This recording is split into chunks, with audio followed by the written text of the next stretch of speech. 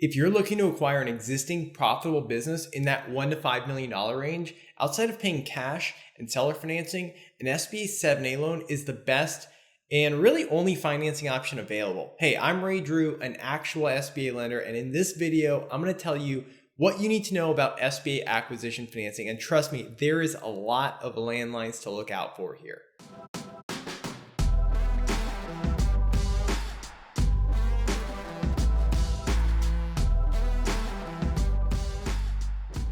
Most of these landmines are centered around SBA eligibility guidelines. These are the rules of the SBA program which the lender must follow, and you need to know about them so that you can structure your deal properly. Here are 10 things you need to know, and stick around until the end because number 10 is really important because it's the number one reason a buyer fails in their first year of running that business. Okay, first up on the list, there needs to be a 100% change of ownership, meaning the buyer goes to 100 and the seller goes to 0. So for example, you can't go from owning 0 to 70% of a company using an SBA loan. It's got to be all or nothing.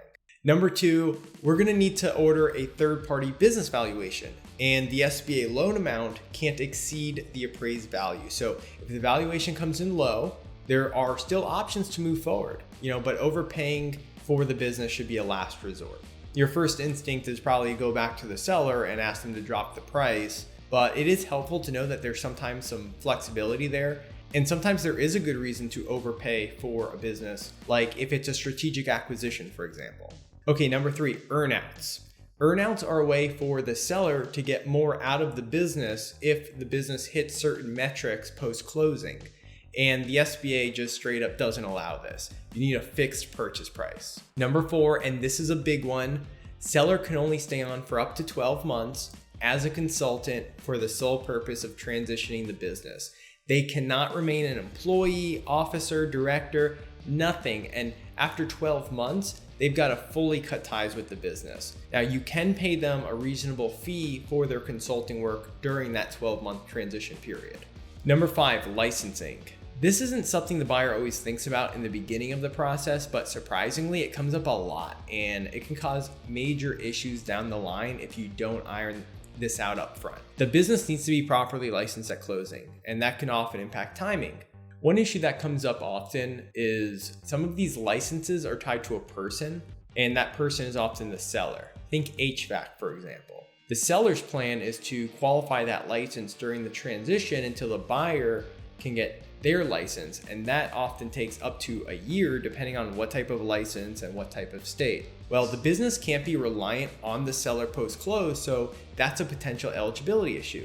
Often the solution there is to have an employee qualify the license and find a way to tie them to the business, whether it's through equity or an employment agreement. Personal guarantees is number 6. Anyone who owns 20% or more of a business must personally guarantee the loan. If you're a passive investor owning less than 20%, you don't have to guarantee the loan. That's pretty simple, right? Number 7, real estate collateral. I tackled this topic in a previous video, which you can go check out after this one, but essentially what you need to know here is that if you wholly own real estate with 25% or more equity in it, it will need to be pledged as collateral. Number 8, your down payment. The SBA requires a minimum of 10%, but it's ultimately up to the lender. This may actually vary lender to lender. Some may want more than 10%, but what you need to know here is that the lender needs to verify your injection, and equity injection verification is one of the top 2 or 3 sticking points with SBA. So don't be surprised if your lender is being super anal about this and constantly asking you for additional statements and questioning large deposits.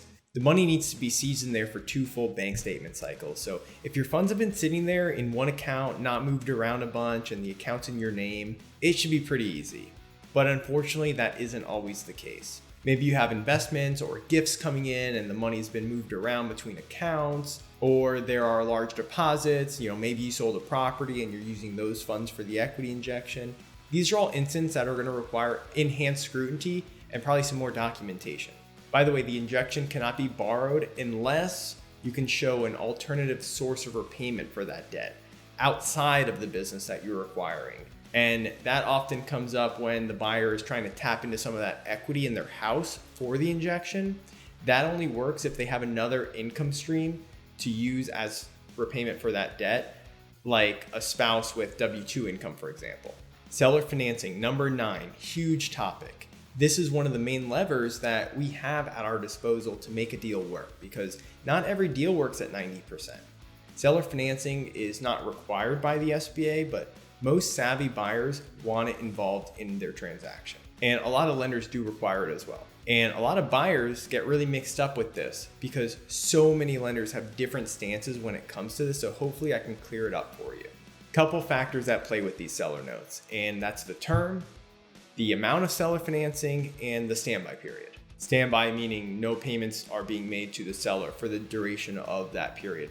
And we'll talk about that more in a sec. The SBA only has guidelines around this if the seller note is being used for part of the equity injection, which is allowed for up to half of the required injection. And in those instances, the seller note must be on full standby for the life of the loan. So this means you could potentially buy a business with as little as 5% cash down, as long as the seller's willing to hold back 5 and park that away for the term of the loan, which is probably 10 years in this case.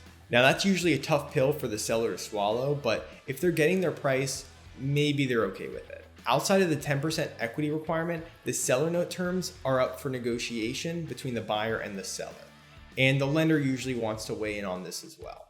It largely depends on the strength of the business, the experience of the buyer, and what the cash flow can support. Often the seller note is used as a way to mitigate a weakness in a transaction, so the terms can vary depending on how major that weakness is. Maybe it's a customer concentration issue, for example.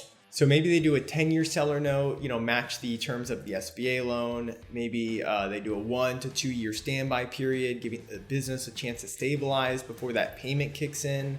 Maybe the seller wants to get paid back after 5 years, and maybe the cash flow doesn't support that. So you've got to get creative and you do a 10-year repayment with a balloon at the end of year 5, for example. There are options. Okay, finally, number 10, working capital. This is important because a lack of adequate working capital is the number one reason for an early default. You as the buyer need to sit down and do some serious cash flow projecting so that you can determine what the cash flow deficit is going to be during that transition period, and the lender should build that into the loan. You really have to hone in on that number because the SBA is not going to allow us to fund working capital that isn't substantiated as to not overfund you. And on the flip side, some lenders will get a little stingy here, to their own detriment, of course, and they don't want to fund as much as they should. And you should look out for that because they're doing you and themselves a huge disservice. So there you have it. If you found that video helpful and you want more insider tips from an actual SBA lender, I would invite you to click that subscribe button because I've got plenty more where that came from.